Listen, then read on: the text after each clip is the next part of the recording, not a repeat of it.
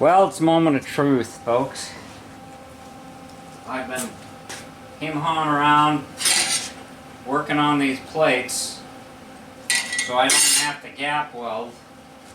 I'm going to use the Lincoln Weld Pack 100 flux core to tack this stuff into place.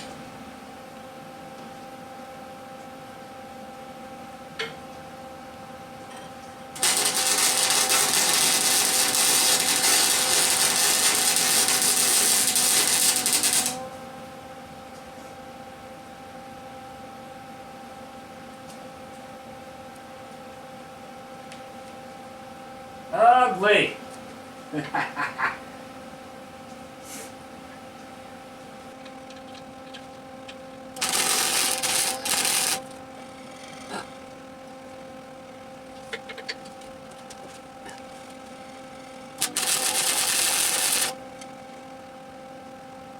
It's pushing.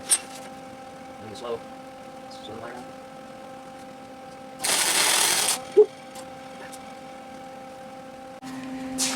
Well, say hello to a flux core mess. Let me tell you. This is yeah. Did I tell you I'm not a welder? Oh my gosh. What a mess. And I did it all with my trusty Weld Pack 100. I wonder how my wire's holding up. This thing's about, from back in the 90s. Oh yeah. Well, yeah, there's still some there. It's not as much as you think because the center's really big here, but that's the problem with gap welding and such. I should try to do these two holes. I did it with the torch. I didn't like the way that turned out. NR211. Huh. This thing has been trouble-free. Absolutely, totally trouble-free. It didn't kick out on me. I've been welding pretty steady here. And, but I don't want to frame weld. I really don't want to frame weld with this. Oh well. I'm going to get a different wheel set up on my, take the flapper disc off and start attacking this. It looks horrible, but I'm not the world's best welder. I'm the world's best grinder. Well, I can tell you one thing. They didn't have flapper wheels when I built my last car. And it sure helped clean up all that junk, didn't it? Still got some work to do, but I'm losing my light and I'm losing my grip.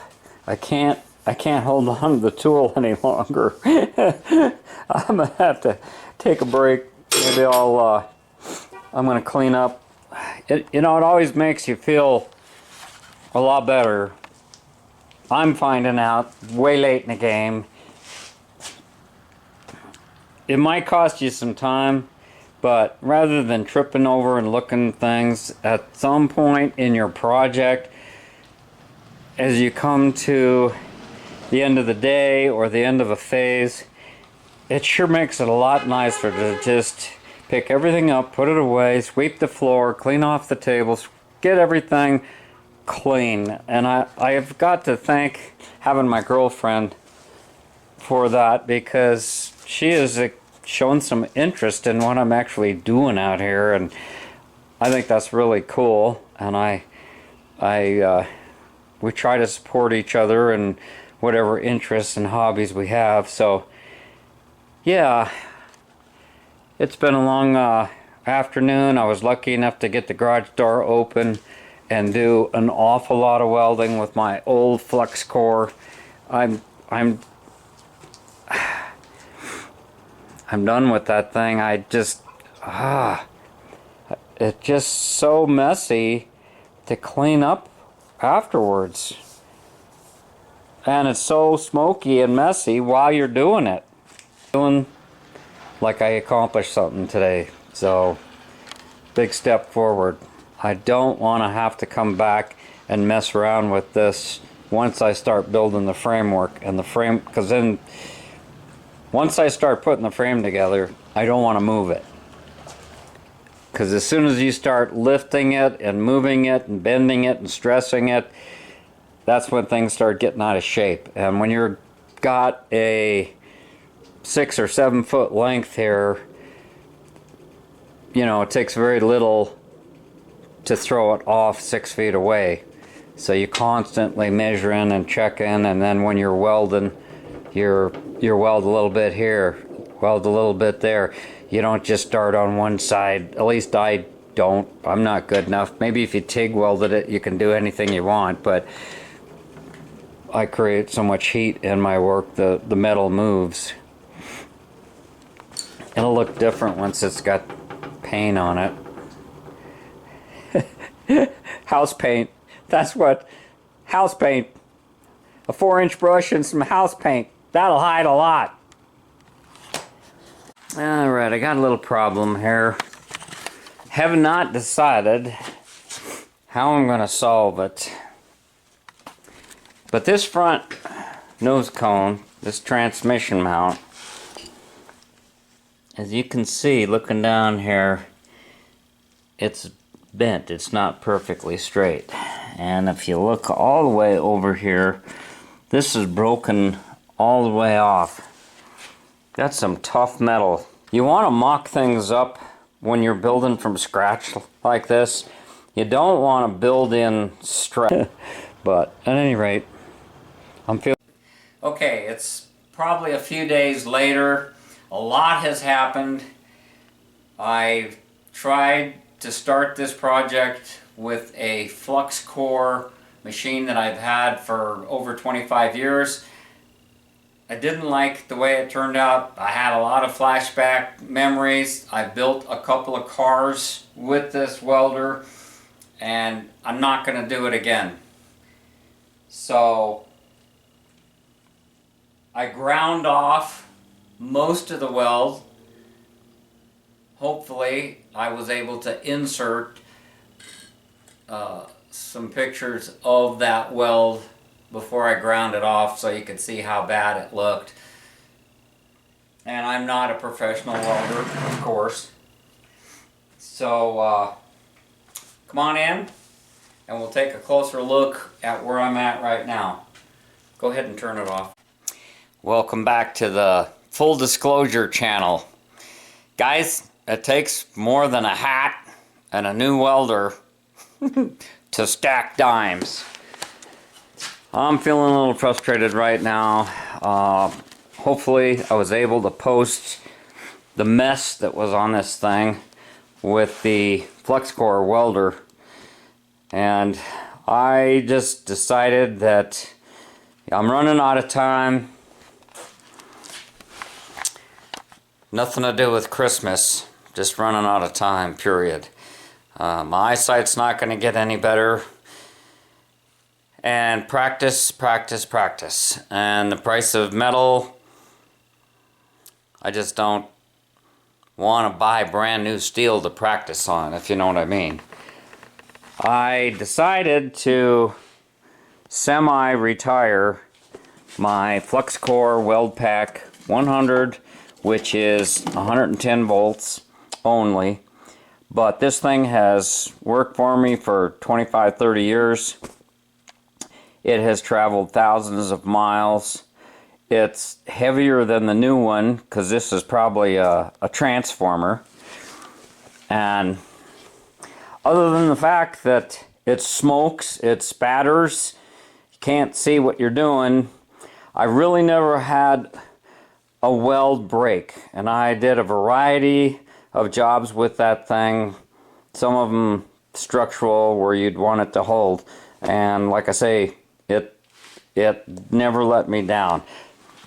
And the last car that I built Dune Buggy, not this one, but a tube frame buggy like on my channel icon, I spent so much time grinding, and that grinding dust, you know, it gets everywhere. It's time consuming. I had to close the ends on these frame horns. There was 2 holes, large holes in the bottom here. I don't even think I'm gonna clean those up. Yesterday I bought a new cutting tip. This is what I'm using to grind it. I don't remember the brand. I just got it at Ace Hardware. It was like 10 bucks. And I felt like the old one that I had was possibly getting a little bit dull. So, at any rate, that worked out. But as I was cleaning up a weld, I decided that I was going to add a little bit. And I'm so paying attention to how it looks rather than the structure. When I started to weld it, I realized it was paper thin and I blew a hole. So I'm stopping. These frames are going to play a structural part of holding the engine and transmission in the beginning for the time being, especially for the build process. I'm also thinking about trimming off a little section in here. I think I did that on my last car to have better access to these side cover bolts. Don't ask me why I feel that's important, but I know once the car is together, and this one has the frame horns underneath it, it really makes access difficult. It might be, and I'm just speculating here, the boots, the rubber boots that go over the joint to get that band around and get it tightened, because it seems like the quality of the boots forever since I've been in the hobby has not been great. They dry out and crack, or maybe they just get overworked. Maybe it's ozone attacking them, but I think I'm gonna follow my instincts and cut some of this out, and then I'll just weld back in the frame. I won't go all the way. I'll leave myself a little ridge there, but I know this is a pain in the neck. And this, of course, is upside down. So, if you would like, please leave in the comments. I bought this Lincoln Electric Power MIG 215 MPI, and I purchased a bottle and had it filled with gas. And the only reason I went with this particular model, well, there's a few reasons.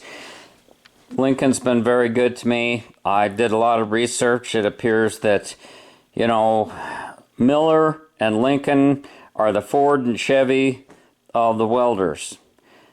And this is a great home hobby welder. This is a nice multi-use machine, and they had a $400 rebate on it. In 2019, I almost pulled the trigger on a Miller machine. I think it was a 211 or something that I was looking at, and they had a $200 rebate at that time. The new Miller sheet showed a higher rebate. Now, I don't know what the deal. This one's got an inverter in it. It's got a computer. It has a screen that to me is very confusing, even with the owner's manual. But you can bring this home, hook up your bottle, plug in the ports. They have a quick start thing that you can go through with pictures. And it's got a nice color screen. I don't know how that's going to show up in there. And it's as simple as that. Waiting for it to dial in. Now this screen is telling me that I'm using 030 wire, and I'm using the mixed gas, I believe it's argon and CO2, and that I'm welding 14 gauge steel. This is telling me the wire feed speed, and this is telling me the voltage. this little red and green line down here, it will go to a default setting, and then as you're welding, different things can happen like that. Wow, I didn't know. That's first. Okay, it's gone back to press to select. Somehow I got in the program mode. See, this kind of, I'm still getting used to it, so I'm certainly not qualified to tell you what to do. That button pushes things in. It tells you how to hook the polarity. You can do MIG, TIG. It comes with an old style stick welding holder. This stuff seems to be pretty good quality. The grounding clamp, I've seen worse and I've seen better, but for the price point, I'm not going to complain. I never had problems, and I've been using the stock one on this one ever since I got it, and I just try to put it out of the way. And you know, yeah, if you're careless with it, you can smash it or mess it up. This one doesn't have any of the fancy stuff.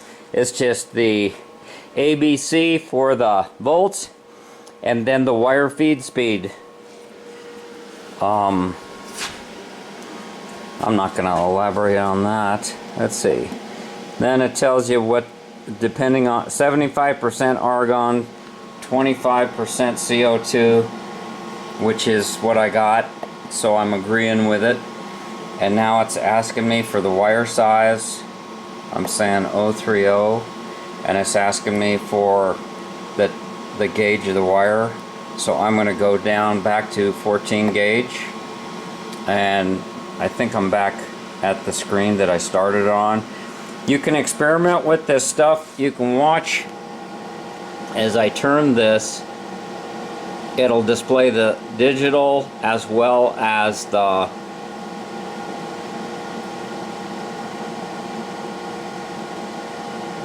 I forgot where I was. I think it was 17 something.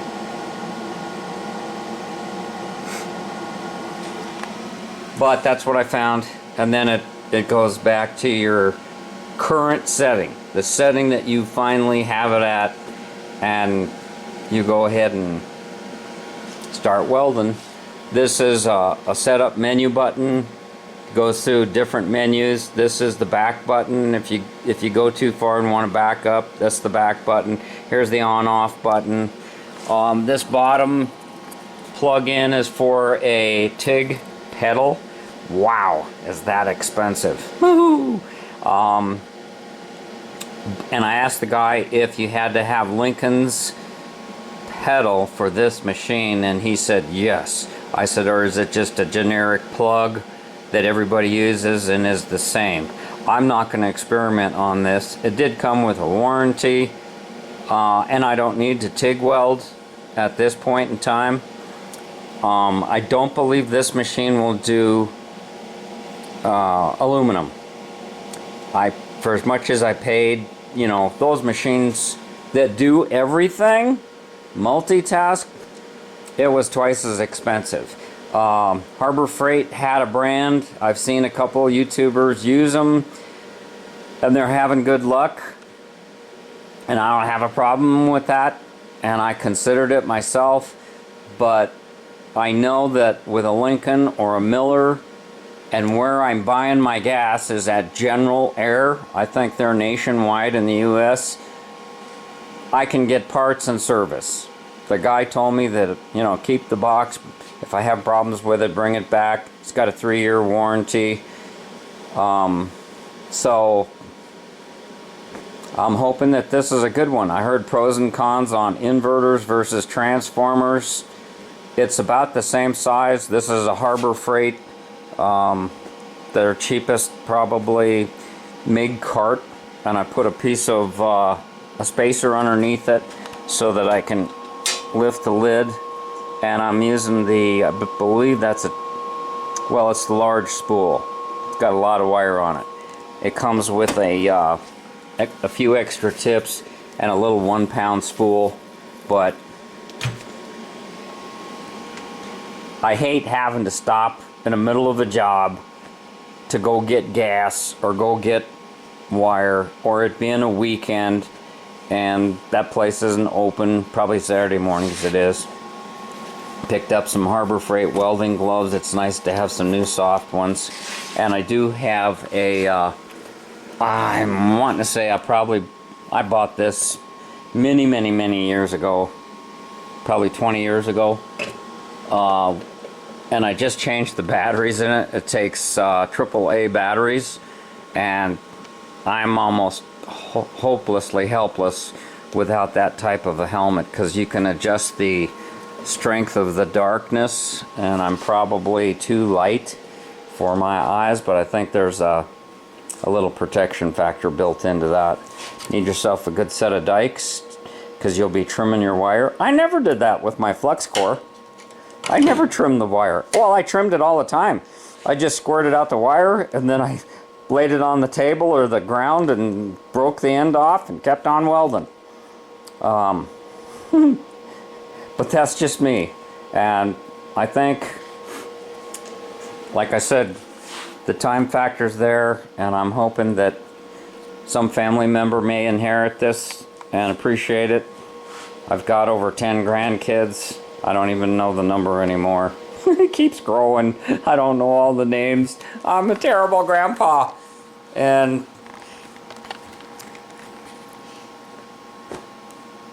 Christmas will be interesting. Let's just say that. So I'm running out of time. I got a grandson who might be visiting, a 6-year-old, and his 2 sisters. So I want to kind of get moving on this, but I just wanted to be honest. I'm stalling. I'm nervous and I'm stalling. I gotta bend some pipe now, and I don't have enough pipe, and I've been trying to get pricing on it, and it's just I thought I had enough of everything to get this job done, but I think I'm going to be spending some more money on it. But that's okay. You know, it's not just about, years ago when I was full-time sand junkie, it was all about getting to the sand and running. And nowadays, I think I'll go nuts if I don't keep myself busy. I have a new girlfriend, I have yoga, and I'm still find myself with an overactive mind and a short memory. So I need something like this, and I have the tools in the garage and the parts. So the stress of Christmas and all that stuff, I'm just not into all that stuff, and I think that my kids should take care of their kids and grandkids. That's their thing. It's kind of a, I think it's more of a grandma grandpa thing, and I'm flying solo, and that's just me. I hope you guys are doing well and have a nice holiday, and we will continue.